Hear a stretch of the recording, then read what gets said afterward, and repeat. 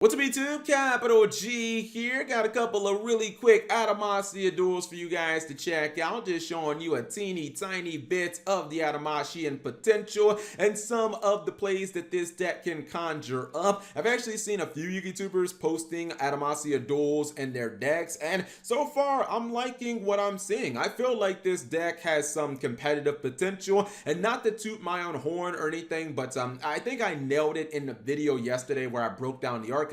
I think the main thing is the fact that these guys do not lock you under any conditions. There's a lot of potential one card needle fibers. This deck can make Abyss Dwellers stupidly easily because you have those level 4 monsters and you have level 4 water. You can make things like Crystal Wing Synchro Dragon, and there's just a lot of potential with this archetype. Now take these duels with a grain of salt. In fact, honestly, anything that you see for this archetype should be taken with a grain of salt, because this archetype is like, less than 24 hours old. So it's not like anybody knows the best build or the absolute best plays or anything like that. Anyways, we got this first duel. Gonna summon that level 4 tuner as the normal summon. Now, as I said in the video yesterday, if you hit the water non-tuner, you're really in business, because essentially you get like a +2, which is just stupid. Top card off the deck is that water non-tuner. That means you summon it +1 and you get to draw a card +2. It happens to be a tuner.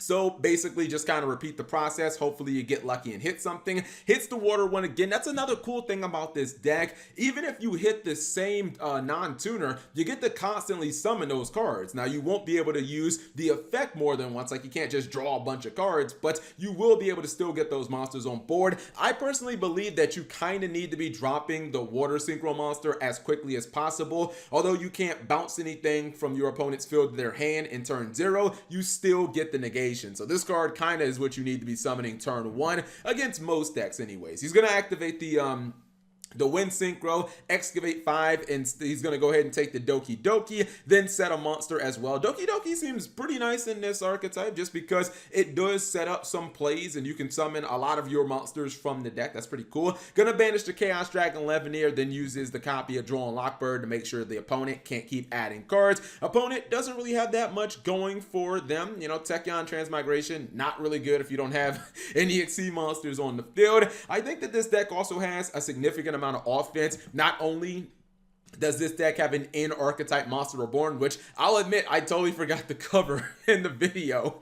Konami dropped like 15 cards at once, so he's going to use that Monster Reborn, then start activating some of those effects. And as long as the water synchro lives, if your opponent, if they put a bunch of cards on field, a lot of times it doesn't matter because you can just bounce those cards back to your opponent's hand and kind of clear the way for an OTK. And if your opponent tries to negate with an impermanence or some type of spell or trap, then you can just throw your negation effect back at them, and usually they won't have like double answers. Anyways, he is going to continue on, just trying to put pressure. Keep in mind, when you use these effects, there's a chance that you're just going to summon a monster for free, and then you can just beat the crap out of your opponent with those free +1s and those free summons. So, I like this. It's been a long time since we've seen a board of nothing but synchro monsters, like no link summoning required. You don't have to go for needle fiber, although it is obviously an option. I think in this duel, it's going to be against Samurai going second. Samurai player, not really doing much here. Oh, when you open with Gateway and you brick,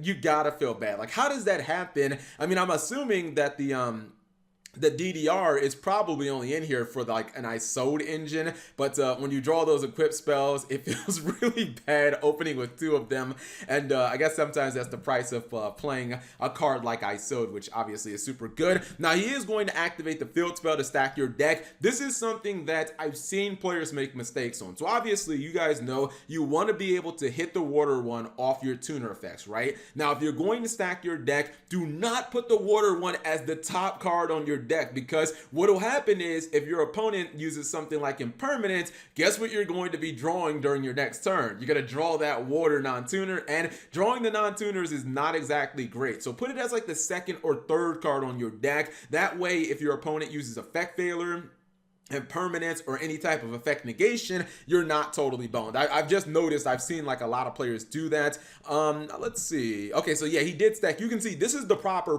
way to do it. You're stacking your deck, but just don't put the water guy on the top of your deck. Like in this situation, if this monster would have gotten hit with like impermanence or effect failure, his next card drawn would have been another tuner, and then it would have just been able to, you know, potentially hit the water one anyways because it's the fourth card. So like that's the proper way to do it. The water one is going to be off the top of the deck, and that'll be that free +2, which means he's able to just go into one of those synchro monsters for free. This deck also can make Brionac, which is kind of nice because not a card that you see very often. You guys see right there the Brionac summon just to kind of get those cards out of the way so that you could push through an easy FTK, or excuse me, an OTK. I do think that Nibiru might be a little bit of a problem. There are technically ways of playing around Nibiru. I think that you can probably summon Crystal Wing Synchro Dragon under 5 summons, or it be your 5th summon. Also, if you want to include more rock monsters like this Kwakimura Guardian, this can actually negate Nibiru, and you can technically summon it from your deck with things like Doki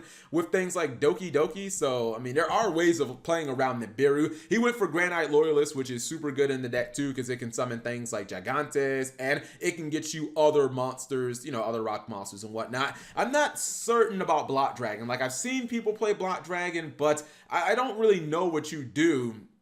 Like when you get Block Dragon on field, this is not a deck that really wants to link summon all that much from what I've seen. It's mainly just kind of synchro summon and Xyz summons. So I don't really know if Block Dragon, like, it seems really good in theory, and decks like, you know, Burning Abyss use Block Dragon, but they link summon way more than this deck does. Anyways, I hope you guys enjoyed the really quick duels. I'm not going to show a deck list at this time because these decks are all just preliminary. I mean, this is an archetype that's only 24 hours old. If you guys did want to mess around with a deck, I would recommend probably 037 Wolf's build, and he's running just a pure build where he took like 3 of every card, or, you know, 2 or 3 copies of every card and just kind of threw it together. I would recommend that you guys watch his video and probably check his build out. I have a link in the description because he's playing it as a pure build and he's just kind of limit testing with the deck. Anyways, hopefully you guys enjoyed the duels. If you did, give the video a thumbs up. Thank you guys for watching as always, and subscribe if you have not already.